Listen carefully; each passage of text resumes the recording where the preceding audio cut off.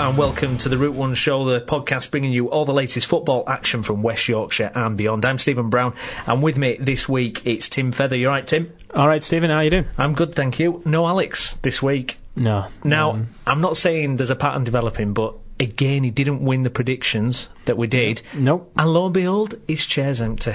It is, it's just sat here all empty next to me. He's ducking us, isn't he? He is. He's still top somehow. I don't know how he's top of that predictions chart. He never wins anymore. I don't understand how he's done this. No, I don't understand how he's still top of the predictions, to be honest. It's a fix. And how am I still bottom? I'm just staying there. I'm not moving. The only thing I can say is you had such a bad start. It took you about 8 weeks before you won one, but you've done all right recently. I've done okay, yeah. It did take me a while. Well, the reason why you won it this week... did you finish... You won it, didn't you, this week? I did, because I didn't put any bonus one. That's it. I didn't think anything was going to happen. I said Arsenal to sign Draxler. What was I thinking? It's his Arsene Wenger. He never signs anyone, apart from 31-year-old injured Karlstrom. That's really going to help your title challenge. If I'd have known, I'd have said there'll be at least one game postponed. Then I'd have got a bonus point, wouldn't I? I know, you'd have been fine. When did Premier League ever get postponed? I don't know. So what did you make of this week's Premiership action there? It was interesting, wasn't it? It was quite dramatic. Obviously, the big one was the Liverpool-Arsenal incredible game. The first 20 minutes, I've never seen anything like it. Arsenal were blown away completely. No, I've got there's someone who works for me who's an Arsenal fan. So I tried to see how many times I could mention 5 to him. Right. But no, it was just I wasn't able to watch it myself, but it was I just kept looking at my phone. I just kept getting the score updates. Went 4-0. What's going on there? Someone's having me on. Yeah, but Liverpool are I think they're definitely starting to show something now, aren't they? Yeah. I mean, I do. As soon as Brendan Rodgers came into Liverpool, I was like, he's going to build something there. Yeah, he teamed someone for the long term, didn't he? But a team closer to your heart, Newcastle, pretty torrid time at the minute, isn't it? It's horrible. I mean, you let your central midfielder go.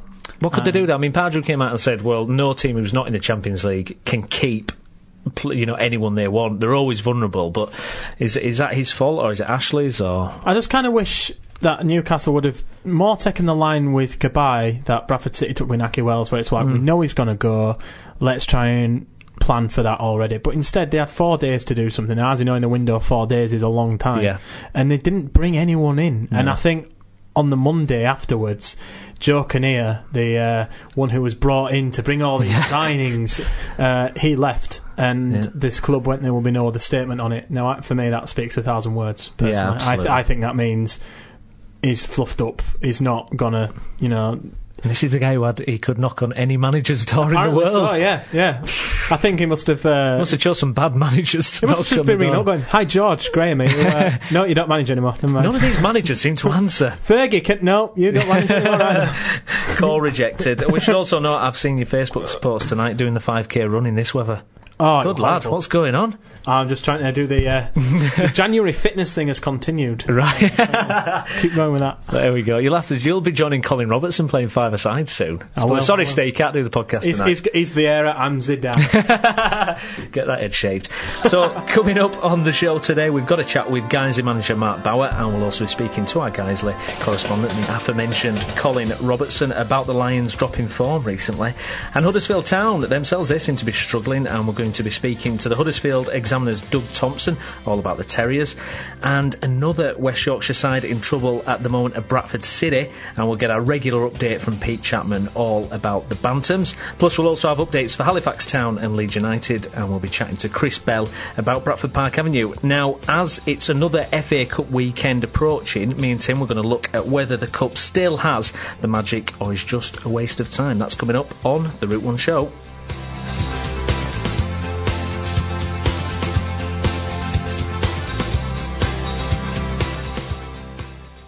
Well, we're having a look at the Conference North now. I'm delighted to say that joining us on the line now is the Guiseley boss. It's Mark Bauer. Hi, Mark.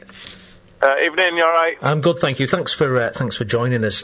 So 3 games lost on the trot, Mark. Is there anything in particular you put it down to, or is it just the way it's worked out at the moment? No, I think we've probably been a little bit unlucky in the games concerned. Things have gone against us. Probably the performances have not been up to what they were in the long unbeaten spell that we'd had before that. Also come up against a couple of teams in really good form as well. So I think it's been things that have led to us, having the the 3 defeats. You could probably say that all were narrow ones as well. The Worcester one was really close, wasn't it? It was, yeah, and I mean, we didn't play great, and it was an awful day for playing football with the conditions, but we should have still, we should definitely have got something from the game with the chances we created, but not to be on the day, and the best teams, bounce back from setbacks, and we've got to make sure we do that now. Absolutely. The game against Halifax Town on Tuesday, that got postponed. What's that been like with so many games postponed? I mean, what do you say to the players? I mean, what's the mood amongst the camp when games are getting called off? Does everyone get really up for it and then disappointed, or how do you manage that? It's frustrating, I think, but I think people are realistic, especially this week with having played on the pitch on Saturday. I think the lads saw the state of it walking off, and then the amount of rainfall that we'd had after that. I don't think anyone really realistically on Tuesday was thinking that game was going to be on. Yeah. So it changes your plans, and obviously you have to find somewhere then to train and sort everything like that out. But it's February in England, we're going to get games called off. Just had a few more than usual this time, but we deal with it and move on and look forward to the next game. Absolutely. John Bridson on Twitter, he's asked what the reasons are behind bringing Kevin Hallsgrove back to the club.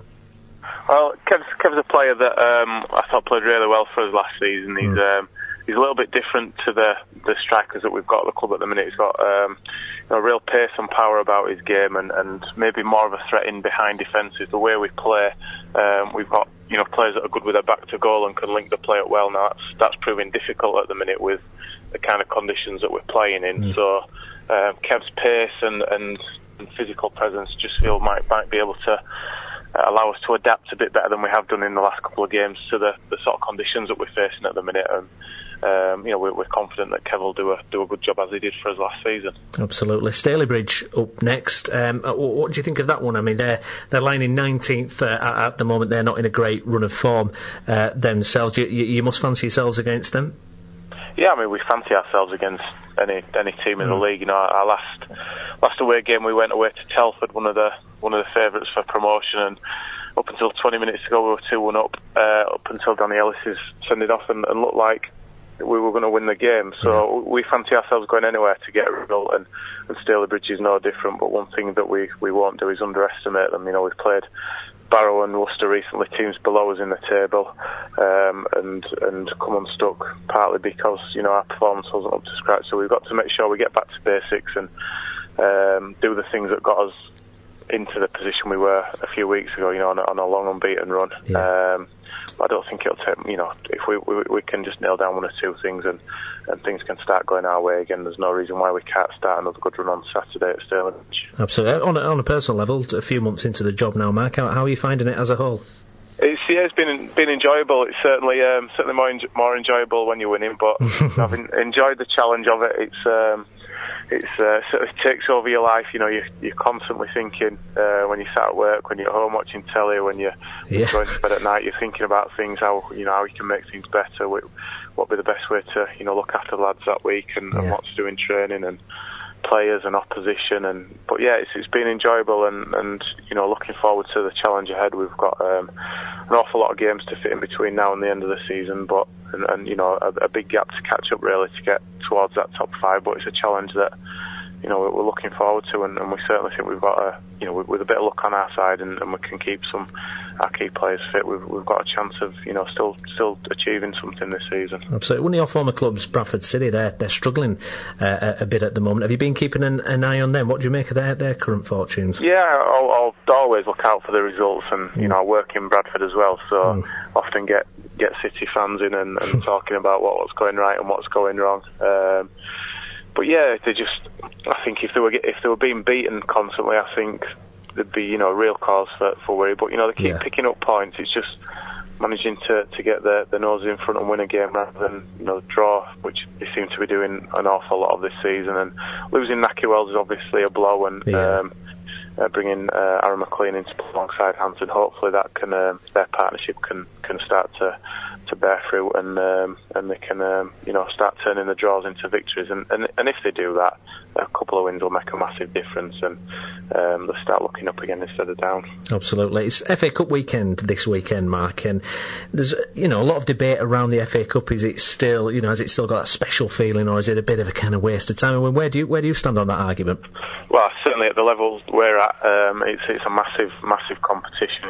It's one that it can give a small club like ours some national exposure, and the prize money on offer is massive to a club like ours. So certainly at this level of football, it's as big as it's ever been. I think as you obviously go higher up, the Champions League has taken over, and the financial rewards with surviving in the Premiership means that some of those teams do take it less seriously, and it is a shame to see. But once you progress through the rounds, I'm sure that Chelsea against Manchester City this weekend, those players going out on the pitch will be desperate to win and desperate to get to a Wembley Cup final, and their fans will be wanting it just as much as the players will. Absolutely. Mark, fantastic to speak to you. Thanks very much for coming on. All right, thank you. Take care, mate. Best of luck. Bye-bye. Bye.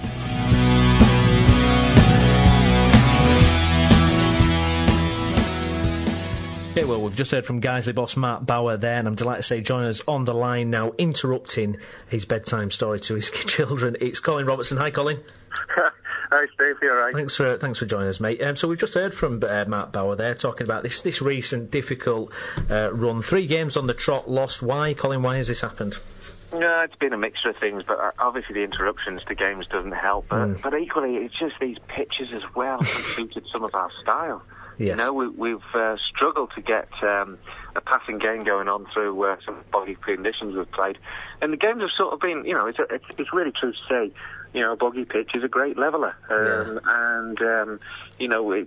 we have I think struggled with it. We certainly did on Saturday anyway against Worcester. Well, a couple of narrow 1-0 losses against Barrow and Worcester. I mean, Mark was alluding to the fact that there were tight games, perhaps didn't play as well as they could. You've said, probably conditions added to that more than anything. But is it just been a bit unlucky, really, more than any kind of serious problems? I mean, let's face it. We've been on a tremendous run that's come to an end. It's come to a bit of a blip in form even, and 3 games isn't great to lose on the bounce. I think it's also we've had a couple of new players have come in, which I'm sure Mark's already sort of talked about, and another great signing this week in Kevin Holsgrove for me. What do you make of him coming back to the club there? Is that a good move? Yeah, well, I'd be interested to see how he comes back. Actually, to be fair, because I know he's had a bit of criticism from his time at Halifax. It hasn't worked out for him there, but for me, he was tremendous. And in fact, he got sent off against Altrincham in a home game just at the running before the playoffs. That kept him out of that. And I thought that was, quite a pivotal moment for us, actually. To be fair. I think if he can come back, get some form again. I think he's unstoppable on his day. He's going to be okay. Stalybridge next. You must fancy that one. I mean, Mark certainly does. I mean, they're lying in 19th. They're not on a great run of form. It's a perfect opportunity, isn't it? Yeah, well, we're in the northwest, and you saw what happened to Man City and Everton this week. Games going on. Can't even get Premiership games on over there. So I'm not confident. But that's a good point. Yeah, it may not even. Yeah, there's a good chance. I suppose it won't even happen, will it? Well, hopefully we'll see a turn in weather, but there's always that chance.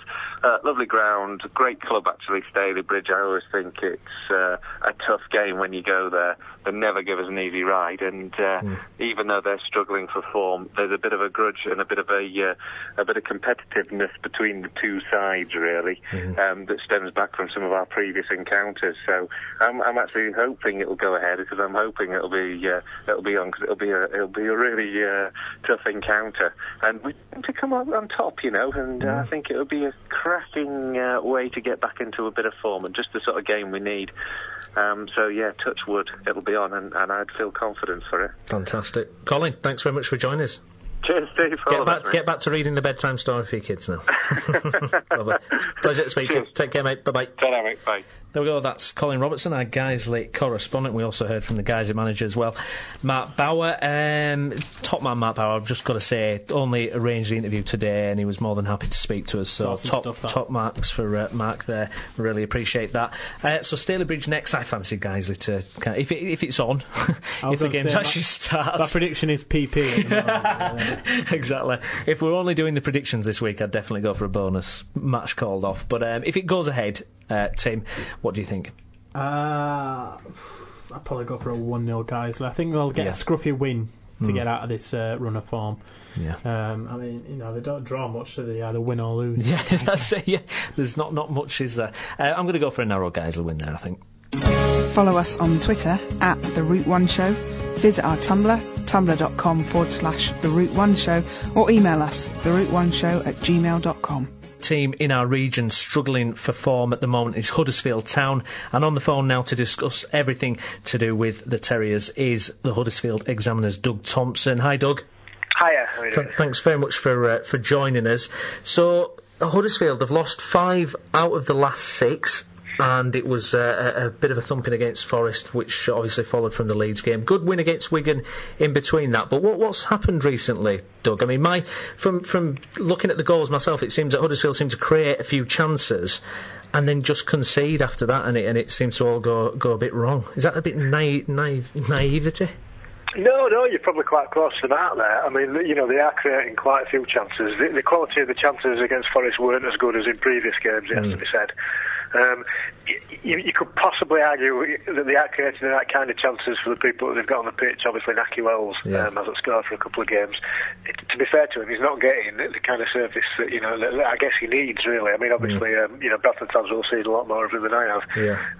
But in the last couple of games, they've been putting, quite a few high crosses into the box. Obviously, against teams with big defenders, doesn't seem the best policy when you've got, not the biggest strikers on the field. So perhaps it is as simple as that, really. They've had quite a lot of possession in both the last 2 games. They created, certainly against Wigan, a lot of chances, and Forest, a reasonable number. Against Wigan, they have a lot on target. Forest, not so many. Hiya. Sorry, Doug. Sorry, I thought you'd. Yeah, I was going to mention about Naki Wells. Could this run of form just be like a couple of new faces around the training ground and things, and they're just waiting to settle in and then gel together as a team? Is that what this could be? I think so, yeah. I mean, obviously there's been a little bit of a change around, during the transfer window. It hasn't been helped really with James Vaughan being in and out of the side. Naki's not had a sort of regular partner as such. There's been Danny Ward sometimes James Vaughan. So he's not really had the sort of chance to get into a real rhythm. Obviously he started well, Naki, he got that goal in his first match and then a follow-up goal against QPR. But yeah, I think it's just really bedding in. He's getting used to the Championship. It's maybe a little bit different to what he's been used to in League One. Obviously playing with different players, that they're not into the way he plays totally as yet. It's a big team thing really, and hopefully it's just a case of everything coming together and then pushing on and getting back to a bit of form. But really, I mean, Town have been a little bit inconsistent all season. They've not had sort of patches where they've put a lot of wins together. I think the best they've had 3 wins in a row. Other than that, they've sort of been in and out really in terms of form. But as we sort of keep saying, they're not, other than a couple of games, Leeds in the second half and Forest in the second half, really. Yeah. They haven't been sort of thrashed out of sight. But no doubt, in those 2 periods of football, they've been very much second best, and that needs to be addressed, really. Mark Robbins said after the Notts Forest game, we were outplayed, outfought and outthought, particularly in the second half. I mean, very good words from a manager there. I mean, what do you make of those kind of comments? Yeah, I thought that was a bit harsh, to be fair. I know he was disappointed when he came out. It took him quite a while to come out compared with the normal length of time. So I guess he'd been sort of mulling things over and then having to think about things and trying to calm down a little bit. I thought maybe he was a little bit harsh on the side on Tuesday. I mean, they weren't great, there's no doubt about that. But in the first half, it was fairly even, really. Forest, a good, strong side, very well organised. They got the goal in the second half, and kicked on from there, really. As soon as they got that goal, it was hard to see Town getting back into it because of the way that Forest play. I thought they'd sit back and protect the lead, which they did for a while, and then they got the second goal a little bit against the run of play, and the game was pretty much over after that. So yeah. I don't think it was necessarily quite as bad as Robbins was making out, but obviously, he wasn't happy, and as a manager, he's every right to be not happy. Well, what do you sense the mood amongst the camp then at the moment? Is it a bit downbeat, or is it still optimistic about what can be achieved this season? No, I think it's fairly optimistic. I mean, obviously, nobody likes losing, and certainly the way that they lost against Leeds and Forest, was fairly comprehensive, really. But I think you've got to expect that kind of thing. From a team like Huddersfield, who are still developing, and still got quite a few young players in the team, and the nature of the Championship, which is quite an up and down sort of division. Unfortunately, these kind of things happen. I mean, the key to it really is becoming consistent and ironing out those kind of blips that you have from time to time, and that's what the good teams have done over the last couple of years. I mean, you look at Leicester, they keep grinding out wins. I mean, everybody else really is a little bit up and down, aren't they? Even the likes of sort of QPR and teams like that. Leicester have been fairly solid. Forest have had a good run, to be fair to them. I think that was something like 15, 16 games unbeaten they've been. But to me, certainly Leicester are the best side that I've seen all season in terms of an all-round team. And Forest, look pretty decent as well. QPR, a little bit in and out, and Burnley, surprised most folk by staying up where they are. And there's no denying that they're a good side. No. If they can keep their sort of squad fit, they've got every chance as well. One last thing from me, Doug. What do you make of on Sky Sports on Tuesday? There were lots of mentionings of Huddersfield's playoff credentials and how Notts Forest would have been a gauging point as to how well Huddersfield would do in the playoffs. What do you make that? Do you think it's a bit too soon to be talking about all that kind of stuff for Huddersfield? Because, like you said, they are a developing team. Yeah, I mean, I think if they were to get into the playoffs this season, that would be, a fantastic achievement, really, and punching above the weight, to be honest. The way that they've sort of set the stall out to kind of, establish themselves in the Championship and, try and improve that little bit year on year, you'd say, really, it'd be another year, a couple of years till they might realistically think about being in the playoffs. But obviously, if the chance comes along, you try and take it, don't you? But, I don't think, many folk genuinely expect, certainly within the club and among the supporters, really expect them to be in the playoffs this season. If it happened, fantastic, but I think that would be a huge bonus if it did happen. I think some fans are still slightly concerned that they don't get dragged into a relegation scrap. So I think a mid-table finish, based on what happened last season, would be represent some progress, really. Absolutely. Now, Doug, I promise I'm not doing this to rub it in, but we didn't have you on last. No, I'm not bothered about that. We did have it in last week, but we all sat in the pub and we thought, after all the problems with Leeds, there was no way, Leeds would get anything against Huddersfield, and then the 5-1. A brief comment on that. I mean, what on earth happened to Huddersfield that day? Yeah, I mean, it was just one of those kind of crazy games, wasn't it? I always thought, and I'm not trying to be wise after the event, I always thought that what happened in the build-up to the game, particularly that Friday night, wouldn't help Town. Right. Galvanise Leeds somehow. Yeah, I think, it goes either two ways, doesn't it? You either collapse completely or it pulls everybody together. Yeah. I never like to... I know fans are fans out there, they like to gloat, but as soon as I heard him, questioning Ross McCormack, I thought, oh no, he's not scoring in this game. I didn't think he'd score 3, but I thought he might get 1. It was just one of those things, everything that might have gone wrong in the second half went wrong, really, and went right for Leeds. But fair play to McCormack. I think he's a great player. Yeah. And, I was talking to people who were watching the game, and he's exactly the kind of player I like. He's powerful, he tries for everything, he runs a lot. He's a real, he's a good all-round footballer, and, it'd be great if every club had a player like that. So, fair play to Leeds and fair play to McCormack. They came out of a very difficult situation with a lot of credit, really. And to the fans as well, it pains me to say it, but I thought the backing that they gave Leeds that day was fantastic. Very, very gracious. It's a massive weapon for Leeds, isn't it? It's such a hard place to go when the crowd get behind them like they do, and Leeds getting a bit of a roll. Ellen Road's a tough place to play at. There's no doubt about it, and you can see why people would want to.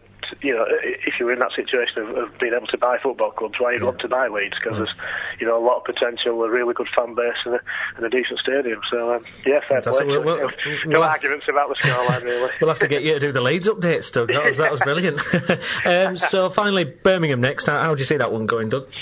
Yeah, I mean, it's a real 50-50 game, isn't it? Town have got a terrible away record at the moment, and Birmingham have got a fairly terrible home record. Interesting game, obviously, because, we're coming up against Lee Clark again, and, he's always got a point to prove against Huddersfield. I think the fact that he gained a win over us at half place earlier in the season has slightly taken the edge off his, not off his hunger, because knowing what Lee Clark's like, he's a really passionate guy and desperately wants to win anything he's involved in, But you'd say it is a winnable match from Town's point of view, and it'd certainly be a big bonus if he could get the 3 points down there. It'd be a good win. We won there last season. You feel a bit for Birmingham because they're in a bit of difficulty in a similar way to Leeds. Really, the ownership's a bit clouded, and another big club with good supporters. Really, it's a shame to see them struggling where they are, but hopefully, Town can get that win. Fantastic, Doug. Great to speak to you. Thanks for joining us. No problem. Take care. Fine. See you later, mate. Bye Bye. There we have it. Huddersfield Town's Doug Thompson there on about the Terriers. Yeah, bad run of form for Huddersfield. Tim, I'm really surprised because they're so impressive at times at Huddersfield. The passing and that's how Robbins really wants them to play good football. Didn't do it against Forest, definitely. I'm kind of scratching my head wondering why they're doing so poorly, with the style of playing things. But hey ho, that's the Championship, I guess. I think it is. I think sometimes unless you've got quality players to play that way in the Championship, then sometimes playing pretty football it's very difficult to win games. You look at other clubs, like say Birmingham down there. That I think Lee Clark's sometimes tried to play pretty football, but it don't work. No. And, sometimes you have to mix it up, don't you? Yeah, you do. But I think Huddersfield, maybe not this season, but definitely next season, I'd keep my eye on Huddersfield and put them as an outside tip to do really, really well. I mean, this season, to me, the way that Huddersfield have gone about it feels like to me that they've changed their league expectations halfway through the season. Yes, with the January transfer window. Yeah, with the January transfer window, actually funding, putting some money into it, which is by no means a bad thing. So I think... I think it'll take them a little bit of time to gel, but once they do, I think they'll finish the season on a high. Yeah, absolutely. I think I agree with you there. So against Birmingham, then, what would you predict for that? I think it'll be a close game. I fancy Town to nick something there, though. Maybe a 1-0. I think Town are going to win. I've put a 1-0 win for Town. Yeah. Probably a goal out of nowhere, to be honest. It'll be 0-0 for quite a long time, and then suddenly I think someone will pop just up. Quickly though, Birmingham have won just 2 games at home all season. Can you imagine if you're a season ticket holder at Birmingham? You're just depressed, aren't you? You're just depressed out of your mind, aren't you? You just wouldn't go, would you? Why didn't I spend my money on something else? Oh dear. So all the signs... A Wolves ticket. Yeah. All the signs point to a Town win then, so we'll wait and see.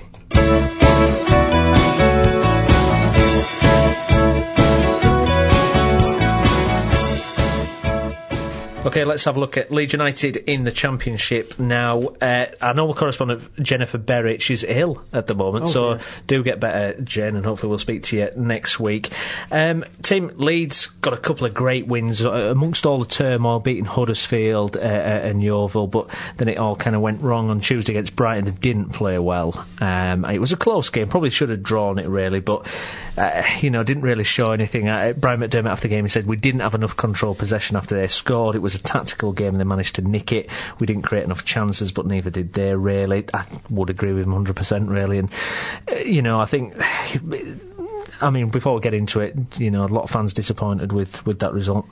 Yeah, thing is, I think sometimes you have to put these results into context, and I think sometimes for me the Football League need to think about these ones. A Tuesday night for Leeds, travelling all the way down to Brighton, even if it was the other way around, Leeds playing Brighton.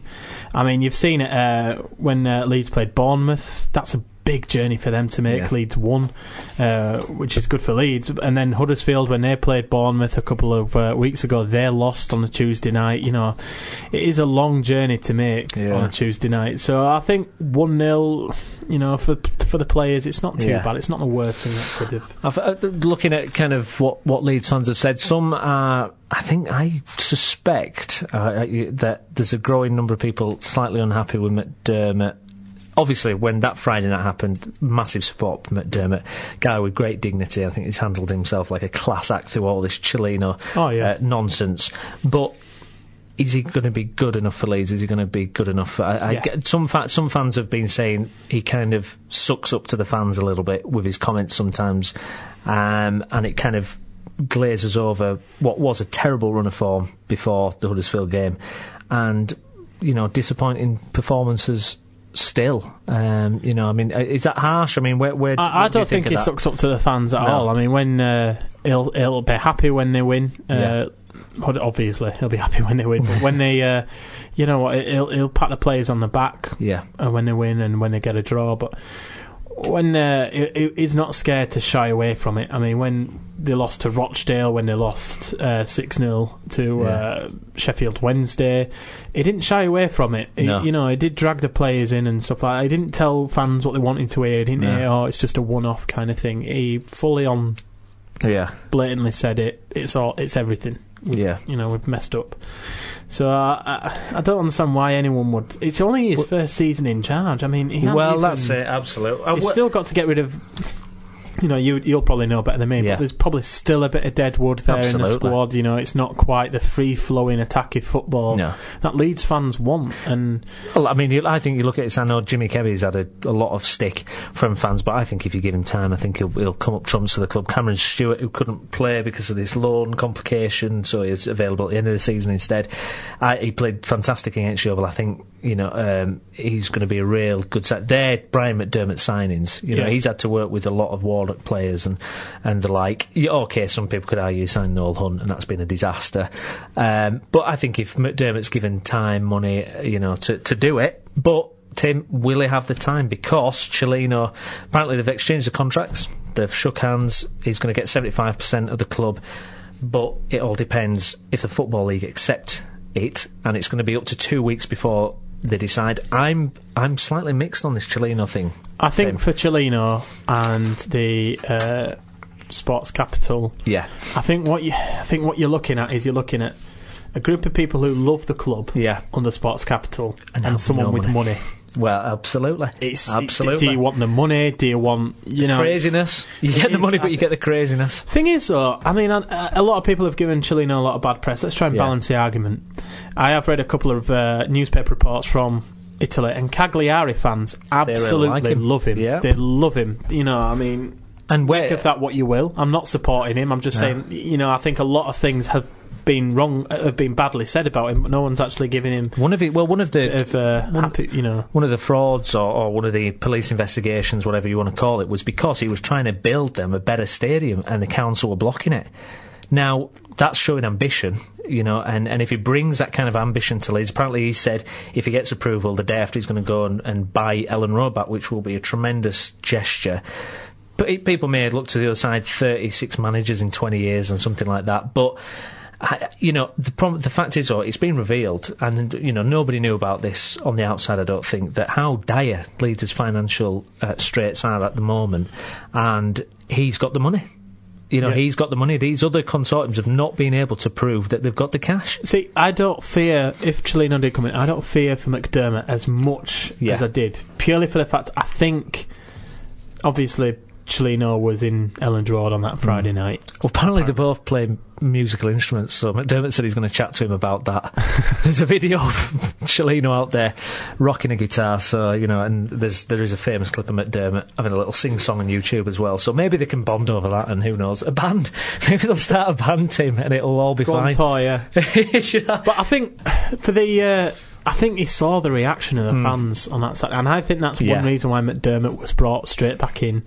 I think he was technically sacked. I don't think it was a mix-up or anything, no matter how much you try and save face about it. It's a horrible start to have, isn't it? But fans blockading the stadium, I mean, that's kind of stuff you hear about in like Brazil and I heard like that. You don't hear about that in Britain. Well, the best analysis I heard of that was from Henry Winter, the journalist, and he said that Leeds for a long time are a club who've had no people involved in it who've got any dignity. basically. You know, you've had your Bates and your Warnocks, people who are pretty, controversial, so we say. Brian McDermott is the one guy we've had in a long time who really is a respectable figure, and I think the fans were just outraged the way he'd been treated, and they wanted to show that, so we had the crazy scenes where they're blockading the stadium. It could so be that Cellino doesn't have such a hands-on role. He might have a Malcolm Glazer kind of role where he provides the money, and obviously puts him in a lot of debt, but he provides the money, and just takes a step back, and that's maybe where his sons are going to be involved. I've heard he's got a couple of sons, so they may be taking on some of the more detailed roles. But the thing is, if he comes in, he's got the money. We know he's got the money, but it's everything else around it, the controversy. But if he buys back the stadium, gets the academy going, then it could be successful. I don't know. So it's for his sons. yeah. Tweet us what's the best thing your dad's bought you. The only club my dad's bought me is a chocolate biscuit. He bought me Football Manager when I was 12. Yeah, exactly. There we go. So Leeds don't play this weekend. They're playing against Middlesbrough a couple of weeks' time. So we'll have a chance for this to blow over. Yeah, possibly. And you never know. With any luck, it might be resolved by then. But we'll wait and see. Click subscribe on iTunes and get the Route 1 show every week for free. Right, we're having a look at League One now and Bradford City. And joining us on the line now is our Bradford City correspondent. It's Pete Chapman. Hi, Pete. Hi, Stephen. Thanks for coming on. So everybody knows now it's a difficult run of form for the Bantams. I believe it's the worst run since 2003. A credible draw against Crewe on Saturday, but a disappointing defeat to strugglers at Carlisle, a 1-0 loss on Tuesday. What do you make of what's happening with the Bantams? What's gone wrong? And it's become a really serious situation now, hasn't it, Pete? Well, it has. It's only 5 points above the relegation zone now. You've got to say there are worse teams in this division than Bradford, so they shouldn't go down, but that's no guarantee they won't. The Carlisle goal, you've got to say, a wonderful goal, but why someone got that much space to do an overhead kick? The defending was a joke, wasn't it? Yeah, it was. As it was for the Crewe goals, really, on Saturday. I mean, great attacking flair at times from Bradford City, and 2 great goals from Gary Jones last Saturday, but they shouldn't have been in the position where they were, got it back to 2-2 and then went 3-2 down. There were mistakes all over the pitch, particularly at the back, and that they missed chances up front as well. I mean, Hansen had a glorious one, it was on his right foot, but it seems that the nerves are creeping in, and the free-flowing football that was earlier in the season isn't there. They're trying too hard almost to get that win that they so desperately want. With no home win now since September the 28th. That's a long, long time. Although the one positive, I suppose, is the form of Aaron McLean. When he set up all 3 goals on Saturday, and he's doing the job that's asked of him very, very well. Not quite hitting it off fully with Hansen yet, but still playing very well. Hi, Pete, it's Tim. Hi. Yeah, we had a tweet off GS325 on Tuesday, and he said soft goals conceded all season and opposition sussed out the one hoof ball to Hansen. I mean, I think for me that tweet kind of hits the nail on the head with what's been going on at Bradford at the moment. And as far as Aaron McLean goes, I've only seen limited of him because we have had quite a few away games and I've not been able to make some of the home games myself. But it does look like he's got that finishing ability in him. He's just got to find it, because he did spend a long time at Hull playing out of position and not actually being the out-and-out striker which Bradford City need right now. Well, at Hull and Birmingham, I think it was. Yeah, he was playing out on the wing. He does. What I was very impressed with him on last Saturday was he'll look slow when he's just running with the ball, but then when the ball's coming into space, there's a killer burst of pace. And his layoffs for Jones, both Jones's goals and for Hansen's goals, were perfectly paced. They were just exactly where the player needed them, so they had to do the minimum to slot it where they needed to. And I think that's something that Bradford City haven't had before. It's certainly not something that Wells did, and there isn't really another player that does it. There's also been the problem since Aaron McLean arrived. There's been 2 sending-offs. Carl Reed's got injured. James Meredith is injured. There's a lot of injuries going on. Of course, Rory McArdle was missing last week with a suspected broken cheek. Thankfully, it wasn't. But it seems that every time there's a new problem for Phil Parkinson to deal with. Yeah, well, that's another thing I think for Bradford. They're kind of having to rebuild halfway through the season. I mean, we all expected Naki to go, but then we didn't expect Kyle Reid to suffer such a horrific injury. We didn't expect Meredith to break his foot. I mean, you know, I've worked out since we won at MK Dons on the 23rd of November, that's when all the problems seem to start piling up, really. We've won one game, drawn 8, lost and lost 5, and only got 10 points. I mean, that's nearly a third of a season is 14 games. Yeah, it simply isn't good enough, and it is relegation form. That very lucky that they had the start they had. Then again, you can always look at it and say, if someone had said you'd be in this position this far into the season, would it have been acceptable before the season started? And you've probably got to say yes, maybe a bit higher, but the start they had was fantastic, and it's paid dividends now. But as you say, they're having to rebuild halfway through a season, which is never easy. And because there were injuries, they weren't expecting to lose these players. No one was actually brought in to replace them as such. I think Reach, on the wing, he looks like he could be good. Bennett looks like he could be good. I haven't seen the midfield lad yet. Is it Atkinson? I haven't seen him play, but there's positives there. It's just a case of, is there long enough in the season for this lot to gel and start getting the confidence back that a win will... They need a scruffy win, and that will start bringing the confidence back. Maybe the way that Bradford started the season has actually hurt the confidence even more now, because they can't seem to get going into that same run of form that they had. I think you're very right. Yeah, I think that is the case. And let's not forget as well that bad run of form almost certainly coincided with Davis getting injured again. And the back four have looked dodgy. I mean, Davis didn't look the best on Saturday, but I think he was trying to do too much to cover all the other mistakes that were going on. Now, I've been asking friends who are City fans about if Parkinson's in danger of losing his job. I asked Alex, who's on the pod team as well, if he what he thought of that. What he thinks of Parkinson. He says that Parkinson's run out of ideas, but he still wants him to stay at the club. But how long before that changes? How long before the sentiment of last year and the cup runs? How long will that last, and will Parkinson be under threat of losing his job? I'm not certain that the club hierarchy will sack Phil Parkinson, because let's face it, whatever is going on at the moment, this is the best City have been in 7 years. Yeah. So it's the best position they've been in. I've heard moans and groans around the ground, but then when I was chatting with Simon Parker the other day, these are the people that will moan and groan whatever happens. They were moan and groan in the year when we're playing Arsenal and stuff. So it's part of the course, really. Yeah. I think as for running out of ideas, I think to some extent, but I also think he's limited. To be fair to him, he did try a different formation at Peterborough and they got torn apart. So I don't know whether this team... I think it was said last year, and I think Wayne Jacobs said it before the League Cup final. The key thing there was to not let, in that case, Wells and Hansen get isolated from midfield, which is definitely what happened. And I think it happens far too often. Like Gary Jones, I mean, he runs all day long, and he had probably his best game ever last Saturday. But he can only do so much. And the other midfield players, there isn't that flair attacking midfield player in there that will link the play. So the long ball becomes the option because the gap is there again. Pete, sometimes I do think that we play the long ball far too much. I mean, I'm sat there, and from the seat that I'm sat, I'm in the top tier of the Kop, so I can kind of see these runs, and I can see them happening, and you can see where McLean, and especially Gary Thompson, likes this quite a lot. The ball to be played through the middle past the defenders, and instead we always go high up to Hansen.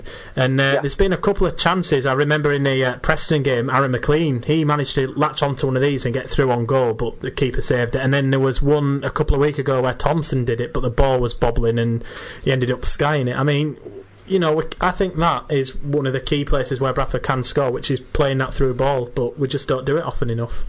Well, I think the key thing there is that through ball is the way to beat teams, because when you can go to the Manchester United Fulham game last Sunday, and that was League Two football, just hitting all those high crosses in. And Bradford City have got to be better than that as well. And they've got to, as you say, try and play through teams and beat them with the skills they've got. There's undoubtedly skillful players in that team. Nathan Doyle can pick out a pass. Just he can. Me and my friends joke about him having a cigar in his mouth when he's passing the ball. I mean, he's just so relaxed. Yeah, and this is it. And I think but the midfield tend to play too deep and then chase the ball once it's come off of Hansen's head, sort of thing. And you're always going to lose the ball 9 times out of 10. It's like goalkeepers, but you're much better off throwing it out than just hoofing it down the pitch. Chances are it will go to the opposition. So, Pete, Coventry up next. Coventry not in great recent form, but still sat third in the table. How do you see that one going? I think it's going to be a difficult, although with Bradford following, and they always have a good away following, it will be like a home game because Coventry fans aren't going to Sixfields. So that's going to be a strange atmosphere, and I think it could benefit Bradford. As you say, Coventry not had the best of form at the moment, but they do have 2 lethal strikers there, and as we saw at Valley Parade earlier in the season, that more than capable of scoring a goal. And you have to worry with Bradford defence. So that much as I think Stephen Darby is probably Player of the Year, but the defence is a worry. Absolutely. Pete, thanks very much for joining us. OK, you're welcome. Speak to you later. Bye-bye. Bye. There we go. That's Pete Chapman, Bradford City correspondent there. Well, following on from what we were discussing there, Tim, Gav Singh, who is, I think, at GS325 on Twitter, he said McLean was the big hope, but he isn't a Naki who can run onto Hansen's flick-ons. Money spent on him limits other signings. What do you make of that, then? I think we need to remember how long it took Naki Wells and Hansen to get going in that partnership. I mean, it didn't happen just that one season. No. It did when Parkinson first came in. He started that partnership, and that season where we were, arguably worried about relegation. That season, it took a while for that partnership to get going, and I think you got to look at other strike partnerships. I mean, you can go bigger if you want. It takes a while for them to start to gel. I mean, you can argue that they're not all Sturridge and Suarez, are they? No, not all, they don't all just click like that. And I think you just give McLean a little bit of time, and I think that will. I think if fans started to get on McLean's back straight away, then it won't help. Tactically, have to do something a bit different there. So predictions then, Tim, for the Coventry game. I can't see City getting anything, I'm afraid. I think it's going to be a 2-0 for Coventry there. I think Coventry. They haven't been fantastic themselves, to be honest, in recent games, and their only win in the past 5 has come away from home at Bristol City. So I think Bradford might be one of them games where they sneak a 2-1. Like an MK Dons Walsall, where you expect them to lose, but could get some up. Very good. And if you're listening and you want to follow us on Twitter at The Route 1 Show. Let us know what you think the Bantams should do about their current form.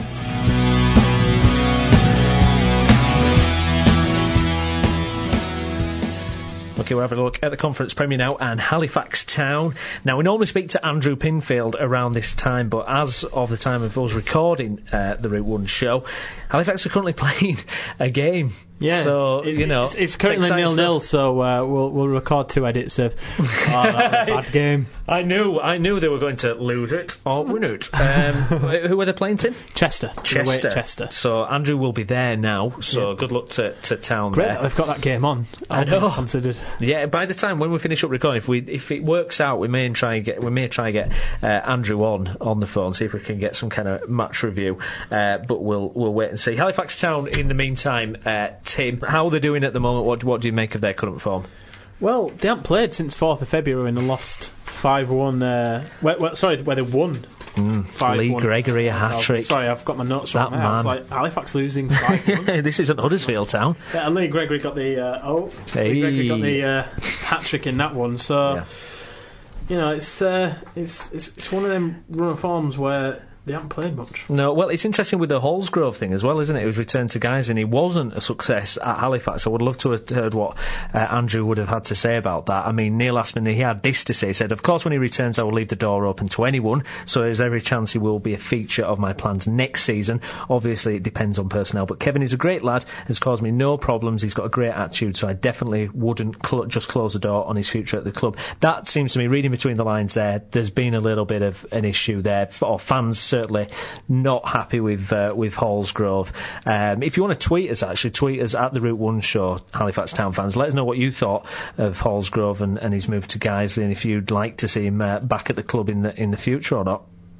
He's only made 8 appearances for Halifax. So he's not had a tremendous amount of games or anything, hasn't he? Especially when you consider how stretched Halifax club has been. The team has been this season. They've had quite a lot of injuries, haven't they? Yeah, and they've signed Dominic James Marie from Winsford Town, and he's been loaned straight back to Winsford, doing the classic kind of big club thing there, isn't it? Yeah. Buy the player and then loan him back. So it's an interesting time. We'll see what the result is tonight. Like I say, we'll try and get Andrew possibly on. It really is a odd kind of fixture list, isn't it? I mean, they're not playing this weekend, but they're playing on a Thursday night. What is this, a Europa League? What's going on? Oh dear. If they were playing Wrexham, that really would be Europa League kind of. Or Wigan. Thanks a lot, Halifax Town, for booking this, because it's right when we're recording the show. Never mind, we'll try and get Andrew back on late, but if we can't, well, we can't. We'll speak to him next week. You're listening to the Route 1 Show, covering football in West Yorkshire and beyond. Right, let's have a look at Bradford Park Avenue now, and joining us on the line is our Bradford Park Avenue correspondent. It's Chris Bell. Hi, Chris. Hey up, Steve, you alright, mate? I'm good, mate. Thanks for joining us. So, game on Saturday was postponed against Altrincham, but they managed to play the game against Stockport, but it was a 2-0 defeat. Now, you and I saw the 4-1 defeat against Stockport. How was this game, Chris? Was it the right result? Obviously not from a Park Avenue view, but was it a fair result? A much more even game than the one that we saw on Boxing Day. Frankly, it was pretty harsh, you got to say, on Park Avenue. When Stockport got the first goal, which came from the penalty spot, up until that point in the second half anyway, Park Avenue had been much on top and much the better side. The first half was pretty even. Yeah. But it was the old cliche of, if you don't take your chances, they'll come back and kick you at the backside, basically, and that's what Stockport did. It was a penalty which everyone from Stockport's point of view was a penalty. When I spoke to John Deasy, he was adamant it wasn't. The referee, it was a peculiar one because, the striker had basically just was about to strike it on the volley. The defender comes in and wipes him out, does get the ball first, admittedly, and the referee waved, he put his arms out in front and waved play on, nothing given there. He then glances over at his linesman who's waving his flag vigorously, and the penalty's given. It was a peculiar one between the communication between the referee and the assistant, but obviously with Park Avenue it went against them, and that saw them go behind. The second goal for Stockport was just a case of, at the time, Park Avenue late in the game pushing absolutely everybody they could forward, and Stockport just took it round John Lamb, who had a bit of a knock anyway, so there wasn't a great deal that anybody could do for the second goal. Yeah, I thought the penalty... Hi Chris, it's Tim, by the way. I thought the penalty decision was kind of an odd one as well, because it kind of seemed to happen mid-air sort of thing. Like, he seemed to be jumping as he was shooting, and then it kind of got taken out. I think it was the simple fact that the striker was in mid-air, and it probably made it look worse than it was, perhaps, because, he was taken out whilst in mid-air. It was some kind of slow-motion Matrix-style action going on there, with, as Coulter, I think it was, that came in and took out the striker kind of thing. But yeah, it's one of those where, I don't know, at most occasions, it would probably be given. You'd see it given more often than not, put it that way. And as I say, in this case, unfortunately for Park Avenue, it went against them. As I say, up until that point, well, in the second half, Park Avenue had some great chances early on in the second half. They really came out all guns blazing kind of thing, but just couldn't find the back of the net, basically. The few great efforts that forced the keeper into some really decent saves. But it's, as I say, it's the cliche, it just wasn't to be for Park Avenue. This is the problem, though. It was a game which was there for the taking for that early period of the second half. And it's a game that got away from them, ended up with 0 points for Park Avenue. Yeah, it could have been I saw the highlights, and it could have been a game where it was 3-2 before half-time, to be honest. But I think the pitch didn't help the fact for both sides, to be honest. They both seem to be. The pitch has never helped, really, has it, Tim? Let's face it. I do love the imagery, though, of Matrix meets non-league football. That's incredible. I think if they do another sequel, get to the horsefall. That's what you do need. That the pitch is just short. I mean, we all know about the pitch, but it's it's what can be done, though, isn't it, Chris? Well, I think I've said before, that when I spoke to John Deasy a couple of weeks ago and asked him what he thought should be done with the pitch, he said bomb it and start all over again, which kind of tells you all you need to about what he in particular thinks of the pitch. I've spoken a lot to Chib Slacker in recent weeks after games, and he always gives credit, to be fair, to the players, and it's credit that they deserve for what they can do with that pitch, or what they can do on the pitch, rather, in terms of the play that they can have. Yeah. But it always makes you wonder just what they could do with a better pitch, quite frankly. Obviously, there's a big questions really over what they can really do with the pitch because of the fact that it isn't their ground. They just pay for the privilege, really, of using it every game. Yeah.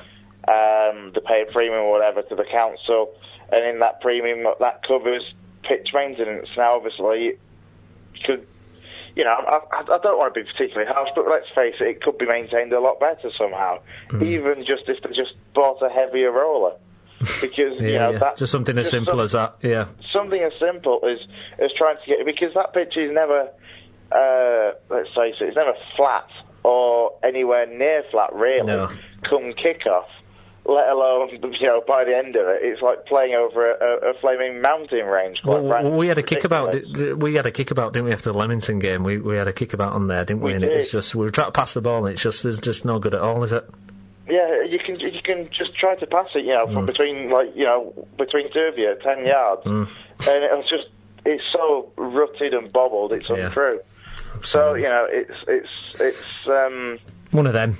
It is one of them. There's not a great deal that can be done. Don't get me wrong. It's the same for both sides. And to some respects, Park Avenue can occasionally make the most of that because they know what that pitch is like. Other teams that come don't. I think for me, Stockport were possibly on Monday night one of the better sides that we've seen and have come and adapted to the pitch. Frankly, they went a bit long ball, but that's what you have to do, frankly, as an away side, if you're not used to a pitch like that. So direct. So what do we think, Jacob Hazel? He's been signed on loan from Chesterfield. Do we know much about that one, Chris? Well, we saw him for half a game. He was I don't know, I wouldn't say lively, but he had a few decent touches. He showed a little bit of what we hope will be a pacey striker. He, had a few runs just chasing down. Yeah. Nothing major to write home about, but hopefully there's cause for optimism there. Again, especially if you look at away games, perhaps where he's got a better surface and they can get balls, through to him for him to run onto. We'll hopefully see something of him. I mean, he was, he has had a relatively high squad number, shall we say, for a youngster at Chesterfield. I think he was number 19 in their squad. He's featured a few times this season. Obviously, Chesterfield going great guns, top end of League 2 as well. So, hopefully, we'll see another good John Deasy-esque loan signing. We looked at Simon Lenigan, who was in on Leeds earlier in the start of the season. He's now having a loan spell at A.F.C. Halifax. And he had a pretty decent spell. Don't get me wrong, it took him time, shall we say, to grow into the Park Avenue shirt. But by the time it was time for him to go, we were all thinking, why? Let's try and get him to stay, because he was showing a lot about himself from the end of his spell. Hopefully, if Jacob Hazel can grow into a Park Avenue style in the shirt the same way that Lenigan did before he left, we'll have a good play, and hopefully, as we say, a pacey striker, which is the one thing that Park Avenue don't really have. Danny Glover is quick, but he's not lightning. No. Paul Beasley he'll work hard, but again, not exactly a quick striker. The one thing that we hope Jacob Hazel can be is a pacey striker that can really close down and put defenders under pressure. Yeah, no, absolutely. It's Gainsborough up next, Chris. Gainsborough, they're like 17th at the moment. Up and down form at the moment. I think they've not won in 3 themselves. How do you see that one going? You just summed it up really for Gainsborough. They're in up and down form. They're so horrendously inconsistent. It's untrue. They've picked up some great wins this season against some of the top sides, and then been battered by others. I mean, the recent result, I think, a couple of weeks Boston, ago, wasn't it? Yeah, they got absolutely 6-0 defeat to Boston, absolute slaughtering in that Lincolnshire derby. But they won 4-2 in the Park Avenue fixture at Northolm earlier in the season. Yeah. Adi Yusuf, who was a striker who got 2 goals on the day in that game, he's now at Harrogate Town on loan. So there's personnel changes, shall we say, probably for both sides, in honesty, since the last time the two sides met. It's one of those. It depends on which Park Avenue turns up. It depends on which Gainsborough turns up. Absolutely. And it's probably easy to predict which Park Avenue will turn up. And that should be, Well, I guess there's a chance it won't even happen, though, isn't there, Chris? That is true. To be fair, I'm not sure exactly what the weather's doing over Bradford at the moment, or what the forecast is for the next day or two. But obviously, there's been a lot of rain over the last 24, 48 hours. Yeah. Well, yeah, I mean, it's not great. It's not as bad as yesterday was really bad. But yeah, maybe it will settle down for the weekend, but we'll wait and see, and I guess we'll have you back on next week, Chris, for more Matrix fun in non-league football. Well, it wouldn't, just quickly going back to the weather, if the weather is as bad as it could well be, I wouldn't be opposed to it being postponed, in the sense that, again, you look at the pitch after every home game and think that's going to need a long time to recover. Absolutely. And obviously this will be, 5 or 6 days, 5 days since the last game that was played on. It won't have recovered particularly well, especially with the weather yesterday as well. No. And that won't have helped whatsoever. And of course the back at home as well, or due to be back at home, next Saturday for the Workington at home game. So it's a run of home games which the pitch won't particularly take well, I don't think. If it is on, though, it's one of those games where Park Avenue should win, but possibly won't. Yeah. So for that, you probably... I've been optimistic, I think, all season with a lot of my score predictions. I might be a little bit more realistic with this one, and depending on which sort of sides turn up, I'll go for something like a 2-2 draw. No, I can see a Park Avenue win there, actually. I'm going to go full optimism there. To be fair, I'm partially fed up of me being so optimistic a lot of the time this season, only to be kicked in the nuts. Have your hopes dashed? Exactly. Listen to the Route 1 show where Chris gets kicked in the balls a lot with his predictions. Exactly. Chris, great to speak to you, mate. No problem. I'll probably talk to you on Saturday, actually, because if it gets postponed, we'll be hosting Sports Centre on BCB together, I would imagine. No doubt. No doubt about that, if it isn't on anyway. More studio fun. Lovely. Chris, great to speak to you. Take care, mate. You too, mate. Take care. Bye-bye. Bye-bye. There we have it. That's Chris Bell, our Bradford Park Avenue correspondent. Interesting time for Park Avenue. Not played many games recently. Before that Stockport game on the other night, it was a couple of weeks before when they played Harrogate Town. I know it was a long time ago because I was there. Similar for all our non-league clubs at the moment, isn't it? It's just the way it goes, isn't it? The way it goes. If Gainsborough match goes ahead, I fancy Park Avenue to win that one. I think close one. I've gone for 2-1 Park Avenue. 2-1 for Park Avenue. I think we can agree on that one.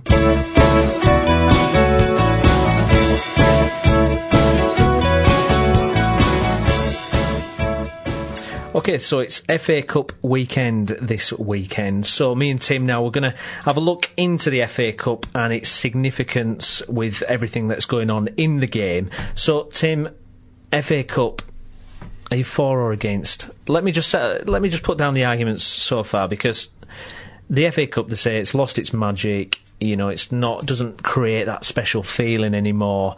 It's not like back in the day where it was, the one game on TV a year and everybody really cared about it. Apparently the big clubs don't care about it anymore. Where do you stand on this entire thing? I'm still for the FA Cup. I think, people look at it too much from the Premier League point of view, of it just gets in the way of the Premier League. But, there are more clubs other than just that other 20 that are in the Premier League. I mean, you've got 72 Football League clubs, and then even more non-league clubs. I mean, you got to look at it from their perspective. I mean, for some of these clubs, especially in the lower leagues, it's a moneymaker. It's the only way. It's the best way that they can possibly make some money. I mean, you see what it did to Bradford last year.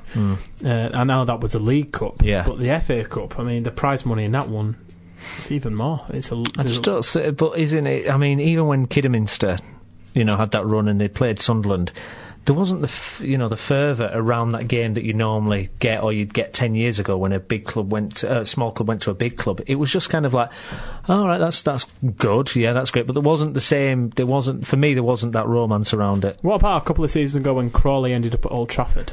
Yeah, is that not something to be? It is, and it's great for I don't take it away. It's great for a club like Crawley to do that. My point of view is, as a football watcher, when a couple of weeks, this is the best example I can give, Tim, of my argument, is when it was the last FA Cup round, and I didn't know it was the FA Cup coming up, and I saw a game advertised where it's two Premiership teams playing against each other. I can't remember what it was.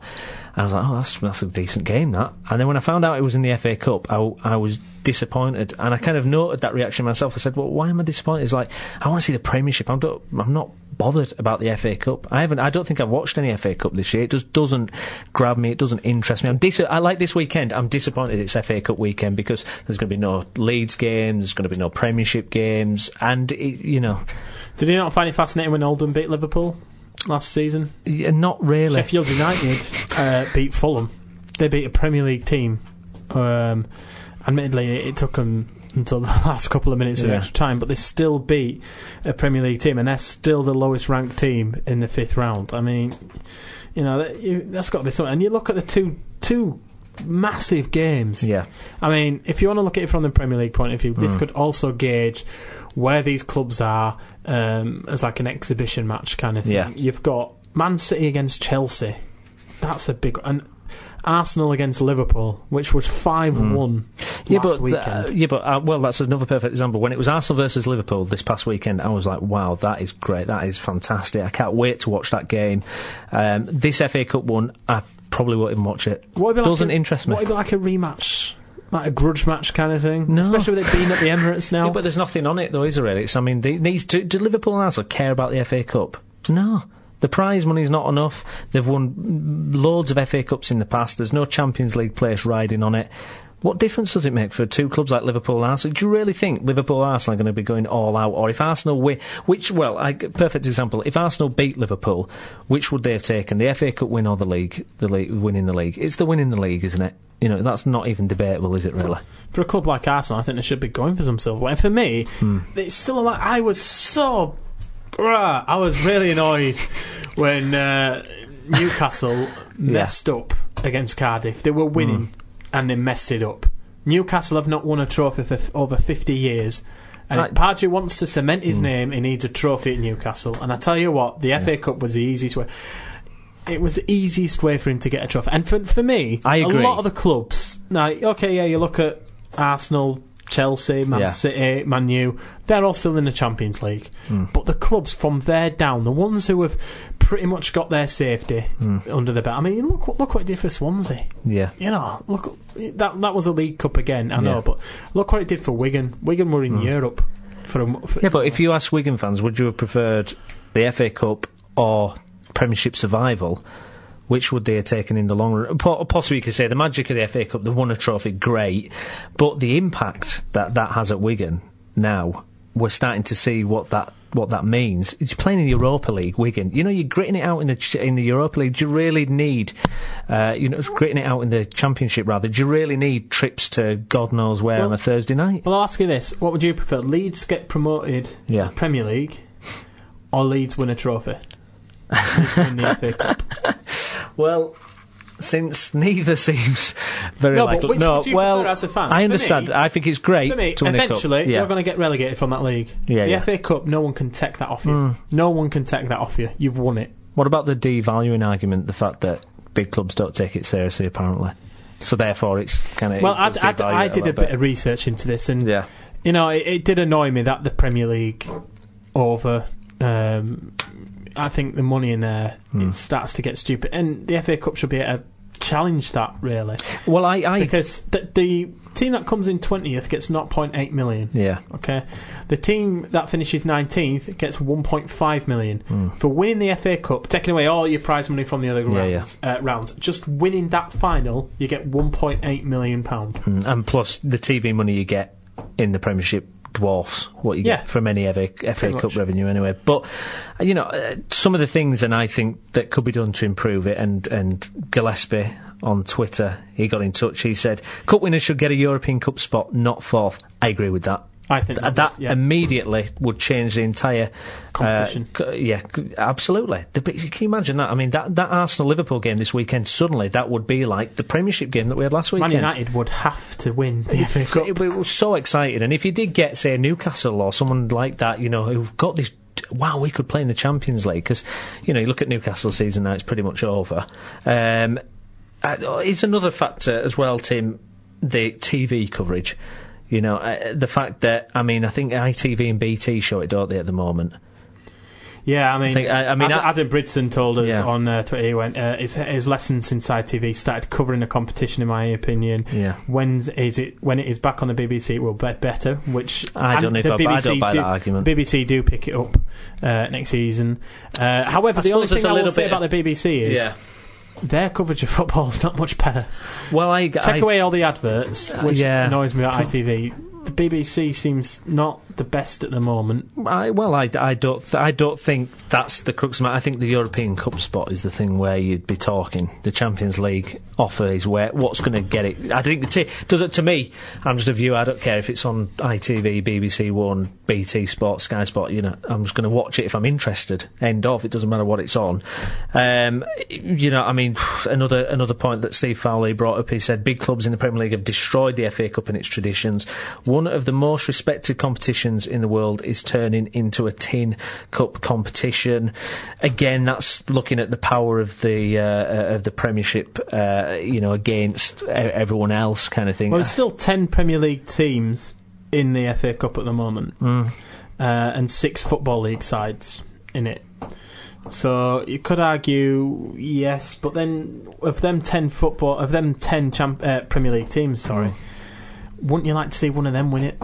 One of them that are just floating around, not really. You need to look at one of them winning it. I think the 4th place would definitely bring that, because I'm all for the FA Cup, but do I think it could be improved? Yes, I do. And I also, one other thing I think would improve it, which no one else seems to pick up on. Ferguson once said it's too easy to get to Wembley. And I think the 2 semi-finals at Wembley spoil the day of the final. It spoils it. I agree with that. Let's face it. If for example, Newcastle, Sunderland, Carlisle, anyone in the top, anyone in the north gets to an FA Cup semi-final. Right? Yeah. Obviously, I know you've had your day out. 3 clubs. You've had your day out, and plus for the fans getting down to London in the hotels, it's too expensive. And I think we've got fantastic stadia in this country now to be able to say, right, semi-finals are at a neutral venue. I mean, Etihad, you could have that one. St James's Park, I'll throw that one in there. Even Stadium of Light, great stadium. Old Trafford, Anfield. Well, another thing as well, I think the FA Cup needs to ditch is the replays. I think the replays are so tedious. I think it really bugs me when, say, you get a decent game. I know there's the argument, lower club, if they get drawn, they get the replay of that. You can understand that, but there is just that groan when you 2 teams, it's a draw and it's another FA Cup match. If you're an Arsenal or someone like that and it's another fixture piling up, it's just, I want to just, if I'm going to watch the FA Cup at all, I want a result there and then. I don't want, 5 games later. If these clubs are big enough and powerful enough to win it, I don't know, Swindon away on a Saturday afternoon, should they not be doing that? But it's worked for the League Cup, though. Don't you think that the no replays has kind of worked for the League Cup? I mean, you look at last year's. I thought last year's was a far more exciting competition than the FA Cup, partly because of Bradford City, but it just in general, the games are decided. To be honest, and Swansea and Leeds, who got to the quarterfinals as well. They were knocked out to Chelsea, which I'm sure you enjoyed having Chelsea at Elland Road. Well, the thing is, when it gets to those rounds, when it gets to the later stages of 6th round, semi-finals, that kind of thing, you get excited. If you're a smaller club, but in the general, I groaned when it was the FA Cup weekend Leeds in the FA Cup this year, because I thought, we've got no chance. We were beaten by Rochdale. For me, at this point, cup magic. A League Two side winning a League One side. Championship side, sorry. I just think there's just something lacking in the competition. I just think there's something... there is definitely something missing. I think, basically, if you give the winner the proper reward, maybe financially, or not just financially, but a European Cup spot, I think then you'd be talking. It works in Spain. It works in Spain, Copa del Rey. You've been looking into that, haven't you? I have. What happens there? Copa del Rey, I think primarily it's a midweek competition as well. But Atletico Madrid, they won it last year and subsequently got in the Champions League. I think that's the way it's got to go, to be honest. I think that is I think that's a tweet of the week that we got there. Well, we'll continue this debate on Twitter, so remember you can tweet us at The Route One Show, and we'll try and get through your tweets, as many as we can, because we want to hear what people have got to say about this. Yeah, we do, yeah. Absolutely, so get in touch with us. So, that's your lot for this week on The Route One Show. I've been Stephen Brown, with me has been Tim Feather. Thank you, Tim. Thank you, Steve. And maybe Alex will dare to turn up next week. He might do, yeah. We'll see. There's no predictions this week, Al, so you can't lose this week. No excuses. Thanks for listening.